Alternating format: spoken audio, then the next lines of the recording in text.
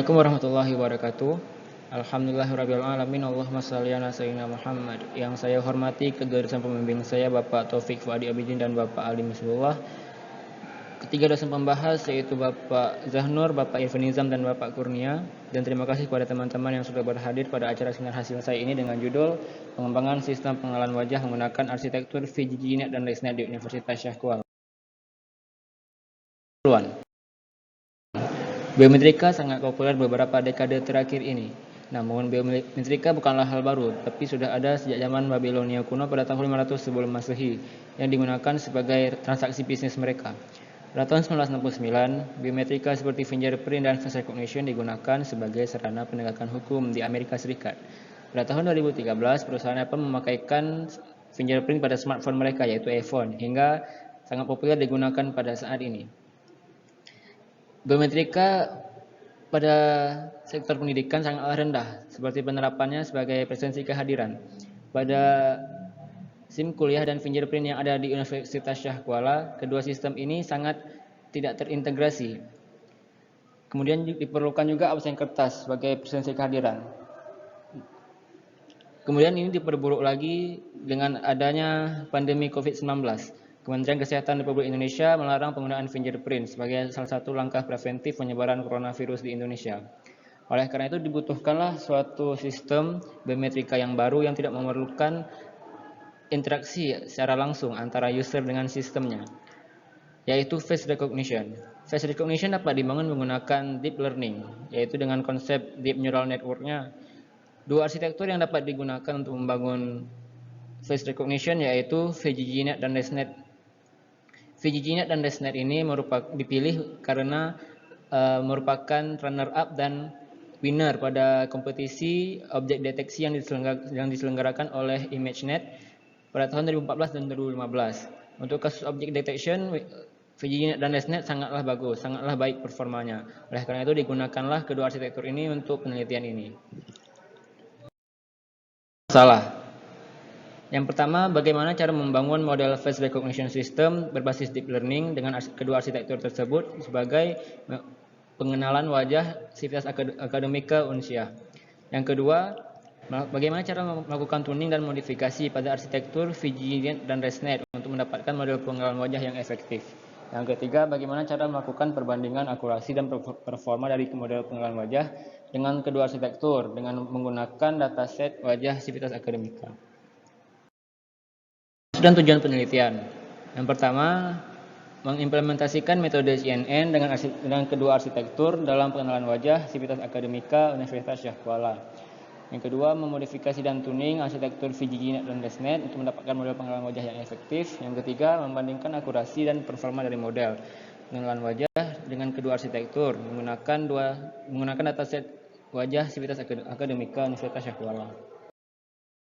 Kepustakaan. Pada gambar ini merupakan ilustrasi daripada arsitektur neural network. Yang pertama ada input. Input pada penelitian ini yaitu data wajah yang merupakan salah satu biometrika. Kemudian untuk hidden layer dan juga output layernya itu terdiri atas convolution layer, pooling layer, dan fully connected layer. Convolution layer terdiri atas operasi konvolusi atas vector map yang berasal dari input wajah. Kemudian ada pooling layer yang sebagai subsampling layer untuk mempercepat proses komputasi dan mengecilkan ukuran vector map. Yang ketiga ada fully connected layer yang berfungsi sebagai transformer atau mentransformasi matriks dua dimensi menjadi satu dimensi agar dapat menentukan label mana atau kategori mana yang diprediksi. Pada proses pelatihannya terdiri atas beberapa fungsi yang digunakan. Yang pertama adalah loss function. Loss function, maaf di sini ada kesalahan teknis ketika penulisan. Harusnya loss function di sini adalah categorical cross entropy. Loss function digunakan untuk menghitung error pada network pada saat melakukan klasifikasi. Categorical cross entropy cocok digunakan pada kasus multi-class classification seperti pada penelitian ini. Yang kedua ada optimization function. Optimization function yang digunakan yaitu SGD atau Stochastic Gradient Descent untuk arsitektur VGGNet dan Adaptive Moment Estimation pada arsitektur ResNet. Optimization function ini berfungsi untuk mengecilkan nilai loss yang diperoleh pada loss function. Yang ketiga ada activation function. Activation function yang digunakan yaitu ReLU pada hidden layer, kemudian ada softmax pada output layer. Activation function berfungsi sebagai operasi matematika yang meniru perhitungan pada neuron manusia secara biologis. Metode penelitian. Penelitian ini dilakukan di gedung Demir, ruang Demir, gedung FMIPA, gedung D, lantai 2, dan di Universitas Syah Kuala. Waktu pelaksanaan penelitian yaitu pada bulan Februari hingga bulan Juni 2021 atau lebih tepatnya 5 bulan. Kemudian alat yang digunakan, alat dan bahan yang digunakan adalah yang pertama perangkat keras yaitu laptop Asus A456UQ dengan spesifikasi Intel Core i7, RAM 8GB dan juga Nvidia GT940MX 2GB VRAM-nya. Kemudian untuk mesin GPU juga digunakan mesin GPU dari Universitas Syah Kuala dengan spesifikasi RTX 2080 dengan VRAM-nya 10GB. Kemudian untuk software atau perangkat lunak yaitu yang digunakan text editor Visual Studio Code, pemrograman Python, Mozilla Firefox sebagai peramban, kemudian juga Google Collaboratory untuk pengujian sebelum code dideploy ke server atau ke mesin GPU. Kemudian untuk library utama yang digunakan pada penelitian ini yaitu TensorFlow dan Keras. Sedangkan data yang digunakan adalah data benchmark Fastcraft dan data Sivitas Akademika mahasiswa. Jalur penelitian. Studi literatur dilakukan pada saat penulisan proposal dan juga penulisan hasil yang berasal dari jurnal, buku, dan sumber-sumber referensi lainnya. Yang pertama pengumpulan wajah. Data wajah yaitu Fastcraft dan Sivitas Akademika. Data Fastcraft sendiri terdiri atas 524 aktor dan aktris internasional yang diperoleh secara online atau dapat diunduh pada situs Fastcraft. Yang kedua ada data Sivitas Akademika mahasiswa yang terdiri atas 40 mahasiswa Universitas Syah Kuala yang berasal dari berbagai jurusan. Yang diperoleh dengan cara meminta dari setiap mahasiswa sebagai responden. Kedua data ini berbeda karakteristik yaitu format file yang diberikannya juga berbeda yaitu Fastcraft seragam dengan tipe JPEG sedangkan Sivitas Akademika tidak seragam yaitu JPEG, PNG, dan HEIF. Kemudian juga untuk data atau citra per orangnya untuk Fastcraft itu bervariasi dari 30 sampai dengan 200. Sedangkan Sivitas Akademika jumlahnya itu seragam yaitu 50 plus 5 citra per orang. Dengan total citra Fastcraft yaitu 100.000 citra nanti akan dibersihkan, kemudian juga Sivitas Akademika dengan total citra 2.200 citra. Kemudian tahapan segmentasi dan labelisasi atau lebih tepatnya dikatakan image preprocessing. Yang pertama yaitu citra ke PNG. Karena data Sivitas Akademika tidak seragam, maka dibutuhkan tahapan yaitu untuk mengkonversi format PNG, HEIF ke JPEG. Alasannya adalah pada model face detection dan juga tahapan pelatihan setelahnya dibutuhkan citra yang memiliki 3 layer yaitu red, green, dan blue. Sedangkan untuk PNG dan HEIF terdiri atas layer alpha atau transparansi. Oleh karena itu layer tersebut harus dihapus. Proses ini menggunakan library Pillow atau PHEIF. Pillow dan PHEIF. Tahap selanjutnya yaitu pendeteksian dan pemotongan area wajah. Pendeteksian wajah ini menggunakan model face detection, multitask cascade neural network, multitask cascade convolutional neural network. Kemudian seperti yang kita lihat pada gambar, MTCNN akan mendeteksi wajah, kemudian akan memberikan area wajah, kemudian Pillow memotong area wajah tersebut dan menyimpannya ke dalam folder yang terpisah, yang sesuai dengan kategori wajah tersebut. Dibersihkan rupanya MTCNN ini melakukan false detection. Oleh karena itu setiap folder harus dicek apakah terdiri atas wajah yang sesuai label atau ada gambar yang tidak sesuai dengan label seperti gambar non wajah atau wajah orang lain. Di sini untuk yang false ini harus dihapus. Kemudian yang true-nya saja yang diambil. Selanjutnya yaitu pembagian data. Untuk data Fastcraft hanya terbagi menjadi 2 kelompok. Yang pertama ada data pelatihan dan data validasi, masing-masing 80% dan 20%. Sedangkan untuk data Civitas Akademika, 50 data wajah yang pertama dibagi menjadi 80% data pelatihan dan 20% data validasi, yaitu 40 citra dan 10 citra. Kemudian untuk data pengujian diperlukan data tambahan untuk pengujian dengan cara memintanya secara langsung kepada masing-masing responden sebanyak 5 citra. Kemudian tahap selanjutnya adalah augmentasi data. Augmentasi data ini merupakan tahapan memberikan ilusi optik kepada input data, yaitu memberikan efek rotasi, pembesaran atau zoom, width shift atau pergeseran secara horizontal dan vertikal, height shift. Kemudian ada miring, shear, dimiringkan. Kemudian ada horizontal flip atau pembalikan secara horizontal. Untuk data FaceScrap hanya dilakukan augmentasi dan juga perbanyak data sebanyak 1 kali. Jadi setiap data pada FaceScrap itu, setiap image-nya atau citranya itu hanya menerima efek secara random daripada ke 5 efeknya atau ke 6 efek ini, ke 6 ilusi optik ini. Sedangkan untuk data Civitas Akademika diuji dengan perbanyak data, karena data Civitas Akademika itu jumlahnya sedikit untuk diuji menggunakan neural network. Oleh karena itu diperlukan perbanyakan data untuk mencegah terjadinya overfitting pada data. Setiap wajah itu akan menerima perbanyakan data sebanyak 1 kali sampai dengan 10 kali. Selanjutnya, prosesnya adalah membangun dan melatih model. Berikut adalah parameter dan juga komposisi dan konfigurasi daripada ketiga arsitektur. Ketiga arsitektur ini dibangun menggunakan library TensorFlow dan Keras. Pada mulanya, tahapan hyperparameter tuning dilakukan menggunakan data FaceScrap. Namun ketika dilatih menggunakan data FaceScrap, satu model dari ketiga arsitektur itu membutuhkan waktu yang sangat lama, yaitu 36 jam. Oleh karena itu diperlukan diubah strategi, yaitu memberikan tahapan hyperparameter tuning kepada tahap kedua.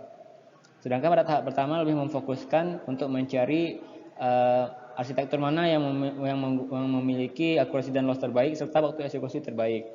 Sedangkan hyperparameter yang digunakan adalah tetap. Model terbaik dari ketiga arsitektur akan dipilih satu model terbaik dari satu arsitektur tersebut untuk digunakan pada tahap selanjutnya. Tahap kedua yaitu model terbaik dilatih menggunakan data Civitas Akademika, kemudian juga diberikan augmentasi dan perbanyakan data, serta dilakukan hyperparameter tuning terhadap learning rate dan batch size-nya. Kemudian evaluasi yang digunakan adalah akurasi dan loss. Yang terakhir adalah final testing untuk menguji model terbaik yang sudah diuji, yang sudah diberikan hyperparameter tuning dan juga augmentasi. Untuk evaluasinya yang pertama ada F1 score, yaitu untuk menghitung akurasi, precision dan recall-nya yang digunakan seperti precision dan recall yang biasa digunakan. Untuk F1 score akhir dari model digunakan pendekatan tipe makro. Tipe makro ini terbagi atas dua cara, yaitu rata-rata dari F1 dan F1 dari rata-rata. Untuk rata-rata dari F1 menggunakan perhitungan rata-rata aritmatika untuk F1 daripada setiap kategori. Sedangkan untuk rata-rata akhir tipe kedua atau F1 dari rata-rata menggunakan rumus harmonik, rata-rata harmonik terhadap precision dan recall akhir. Sedangkan untuk menghitung execution time digunakan rata-rata aritmatika untuk waktu prediksi setiap model terhadap 400 citra wajah. Kemudian nanti akan didapatkan citra per detiknya atau frame per second. Pembahasan. Tahap pertama data FaceScrap.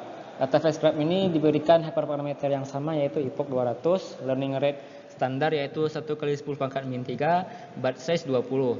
Waktu pelatihannya itu merupakan sebanyak 36 jam per model. Oleh karena itu diperlukan kurang lebih 3 hari untuk mendapatkan 3 model dari 3 arsitektur. Masing-masing arsitektur memperoleh 1 model. Setelah dilakukan pengujian dan pelatihan, didapatkan arsitektur ResNet 50 mendapatkan validation akurasi yang paling tinggi, yaitu 0,89, dan juga validation loss terendah, yaitu 0,89 juga. Sedangkan untuk arsitektur yang lain, validation akurasinya tidak lebih baik daripada ResNet dan validation lossnya itu lebih buruk daripada ResNet. Dapat dilihat dari kurva ini, ResNet 50 mendapatkan akurasi dan loss terbaik. Sedangkan prediksi, arsitektur ResNet 50 juga mendapatkan waktu prediksi terendah, yaitu atau tercepat, yaitu 35 detik, 35,77 detik per 400 gambar atau per ResNet 50 dapat memprediksi 11 frame per detiknya atau 11 citra per detik. Oleh karena itu diperolehlah arsitektur ResNet 50 sebagai arsitektur terbaik yang mampu menghasilkan model tercepat dan model tertinggi akurasi serta terendah lossnya. Kedua, digunakanlah arsitektur ResNet 50. Pada tahap kedua ini terbagi atas tiga tahapan kecil, yaitu yang pertama penggunaan augmentasi. Untuk epochnya itu adalah 150 dan 100 epoch. Perbedaan epoch ini hanya untuk mempercepat trainingnya saja, karena untuk tahap pertama itu terlalu lama, jadi untuk tahap kedua dipercepat. Untuk tipe pertama agak lama, jadi tipe kedua itu dipercepat. Untuk epochnya nanti digunakan callback model checkpoint, jadi nanti callbacknya itu akan menyimpan model terbaik dari epoch tertentu. Kemudian learning rate-nya itu adalah learning rate standar. Batch size yang dipilih adalah batch size yang tidak terlalu besar dan tidak terlalu kecil, yaitu 10 dan 20, dipilih secara random. Kemudian ekspansi datanya itu adalah 1 kali, 3 kali, sampai dengan 10 kali. Untuk tipe pertama, augmentasi data itu diberikan sebelum data itu dibagi. Oleh karena itu ketika data dibagi, datanya itu adalah data hasil augmentasi dan data hasil terekspansi. Untuk data pelatihan dan data validasi juga semua itu sudah teraugmentasi dan terekspansi karena proses pembagian datanya itu setelah augmentasi. Jadi pada ekspansi 1 kali data yang diperoleh itu 1600 dan 4000, sedangkan ketika 10 kali jumlahnya itu juga dikali 10, itu 16.000 menjadi dan juga 4000. Teknik augmentasi itu diterapkan setelah data dibagi. Jadi pada data pelatihan terdapat 1600 data, kemudian data validasi 400 data. Augmentasinya itu dilakukan yang hanya diberikan kepada data pelatihannya saja, sedangkan data validasi tidak. Kemudian yang diekspansi juga hanya data pelatihannya saja. Sampai dengan data akhir, data 10 kali ekspansi, 16.000 data pelatihan dan 400 data validasi. Kemudian ketika diperoleh hasil pelatihan, dapat dilihat di sini semakin besar augmentasi data yang diberikan akurasi yang diperoleh juga semakin baik, yaitu meningkat hingga untuk yang tipe pertama meningkat hingga 99%, sedangkan untuk yang tipe kedua 91%. Namun dengan tipe pertama ini proses pembagian data itu sangat riskan terhadap kasus fake validation akurasi, karena ketika dibagi menjadi data pelatihan dan data validasi, model datanya itu ada yang mirip. Jadi arsitektur neural network akan melihat pola data yang sama pada data training dan data pelatihan. Oleh karena itu validation akurasi yang diperoleh itu sangat tinggi. Namun untuk yang tipe 2 tidak terjadinya fake validation akurasi karena data pelatihan dan data validasi itu sangat berbeda. Oleh karena itu digunakanlah tipe kedua untuk pelatihan setelahnya, untuk pelatihan setelah ini. Kemudian ada tahap learning rate, itu memilih learning rate terbaik. Epoch yang digunakan adalah 150, kemudian batch size-nya juga 10 dan 20. Kemudian learning rate yang diberikan di sini adalah ada 3 learning rate, dari min 3 sampai dengan min 5. Untuk pertama kali digunakan learning rate min 3, learning rate standar untuk batch size 10 dan 20. Diperoleh akurasi yang lumayan bagus, yaitu 91%. Kemudian dicoba untuk mengecilkan learning rate dan dengan ukuran 1 kali 10 pangkat min 4.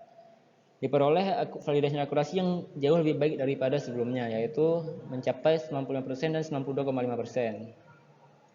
95% dan 92,5%. Dengan dua hasil yang diperoleh ini diperoleh asumsi sementara, yaitu jika mengecilkan learning rate maka akurasi yang diperoleh juga semakin baik. Namun ketika diuji menggunakan learning rate yang lebih kecil, validation akurasi yang diperoleh itu menjadi tidak lebih baik, tapi jauh lebih buruk, yaitu 81% dan 68,75%. Karena itu diperolehlah kurva ini diperolehlah bahwa learning rate yang terbaik itu adalah 1 kali 10 pangkat min 4. Mengapa kita tidak mengecilkan learning rate ini? Karena learning standar yang diberikan adalah 1 kali 10 pangkat min 3. Jadi kemungkinan untuk mendapatkan learning rate lebih baik itu kecil. Tapi tidak salah juga jika dilakukan pelatihan atau penelitian menggunakan learning rate yang lebih besar, yaitu 1 kali 10 pangkat min 2 atau 1 kali 10 pangkat min 1. Batch size. Kemudian untuk pelatihan batch size digunakan epoch 150 dan juga learning rate terbaik 1 kali 10 pangkat min 4. Kemudian batch size yang dipilih itu adalah yang lebih kecil dari yang sudah dipilih, yaitu 5, kemudian juga di antara 10 dan 20, serta lebih besar dari 20. Untuk pelatihan yang sudah diperoleh ini, hasil yang didapatkan adalah semakin mengecilkan learning rate, semakin mengecilkan batch size, maka diperolehlah validation akurasi yang lebih baik. Kemudian jika membesarkan batch size, hasil yang diperoleh validation akurasi ini tidak semakin lebih baik, yaitu hanya mentok di 0,9. Sedangkan ketika 5 adalah 0,95. Dapat dilihat bahwa batch size 5 adalah batch size terbaik dengan akurasi 95, di atas 95%. Kemudian jika semakin membesarkan batch size, maka semakin kecil juga validation akurasi yang diperoleh. Ini adalah final testing.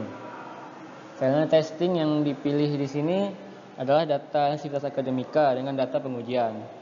Setiap kategori mendapatkan citra 5, kemudian setelah diuji pada tabel 7, tabel 4.7 dapat dilihat ada 4 kategori yang mendapatkan advance score atau akurasi di bawah 70%. Kemudian ada 2 kategori yang mendapatkan di bawah 60%. Hal ini dapat dilihat pada recall 0,4 berarti 2 dari 5 citra benar diprediksi. Kemudian kalau 0,6 3 dari 5 citra benar diprediksi. Hal ini disebabkan oleh data Sivitas Akademika yang dikumpulkan itu tergolong sedikit. Kemudian dari arah dan citranya, dan ekspresi dari wajah itu juga kurang beragam. Contohnya itu dapat dilihat pada lampiran 8. Saya tidak bisa menampilkannya di sini karena merupakan privasi wajah orang. Peristiwa inilah yang ingin dicegah oleh data augmentasi dan kebanyakan data. Namun setelah diterapkannya augmentasi dan kebanyakan data, peristiwa ini masih terjadi juga. Augmentasi dan kebanyakan data masih belum mampu memberikan performa yang baik atau advance score yang baik untuk setiap kategori. Untuk akurasi akhir dari final testing diperoleh 0,89. Demonstrasi. Jadi hasil setelah diuji menggunakan model yang diterapkan pada web dengan menggunakan framework Flash. Di sini dapat dilihat ada 7 foto yang terdeteksi. Ada 5 wajah mahasiswa informatika 2017 yang benar diprediksi. Kemudian ada 2 yang salah. Hal ini menandakan bahwa model yang sudah dibangun ini masih belum sempurna dan masih harus diberikan perbaikan lagi. Kemudian di sini saya juga membangun model menggunakan real time face detection. Jadi untuk frame per second-nya itu berkisar antara 8 sampai dengan 10. Jika wajahnya itu hanya tunggal, kemungkinan untuk frame 10 per second itu lebih banyak. Sedangkan ketika wajahnya yang diberikan itu ramai, maka frame per second-nya itu semakin mengecil.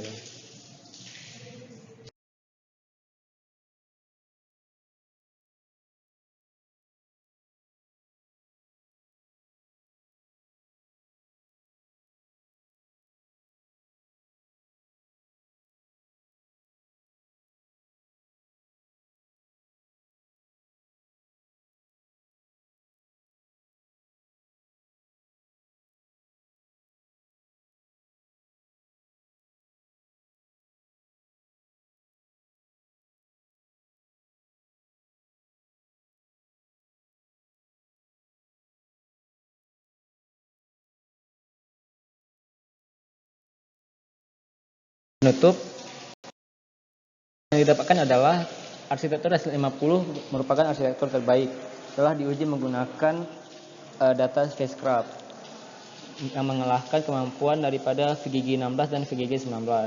Kemudian arsitektur S50 digunakan juga pada data Sivitas Akademika menghasilkan model yang terbaik dengan akurasi 0,89 dengan batch size 5, learning rate 1/10⁴ dan penggunaan augmentasi data. Kemudian untuk augmentasi dan penyampaian data sebanyak 10 kali memberikan pengaruh yang signifikan terhadap performa dari model, yaitu 50% lebih baik. Kemudian juga hyperparameter tuning memberikan performa model 4% lebih baik daripada hanya menggunakan batch size dan learning rate standar. Penelitian selanjutnya dapat digunakan arsitektur yang baru, yaitu MobileNet V3 keluaran tahun 2019. Arsitektur ini dapat digunakan secara real time dan mampu memperoleh akurasi yang cukup baik seperti yang SLS50. Kemudian ada DenseNet dan Inception versi terbaru. Kemudian juga jumlah data yang digunakan harusnya lebih banyak karena di Sivitas Akademika hanya 50 wajah. Jadi untuk kedepannya mungkin bisa dikumpulkan lebih banyak lagi dengan arah, ekspresi, dan resolusi yang mencakup untuk keseluruhan data. Kemudian juga bisa digunakan neural network untuk kasus real time yang dapat menunjang performa dari smart city dan smart campus yang ada di Banda Aceh. Mungkin di Indonesia juga bisa digunakan smart campus dengan teknologi AI dan juga arsitektur deep learning. Saya mohon maaf atas segala kekurangan, lebih dan kurang saya mohon maaf. Wassalamualaikum warahmatullahi wabarakatuh.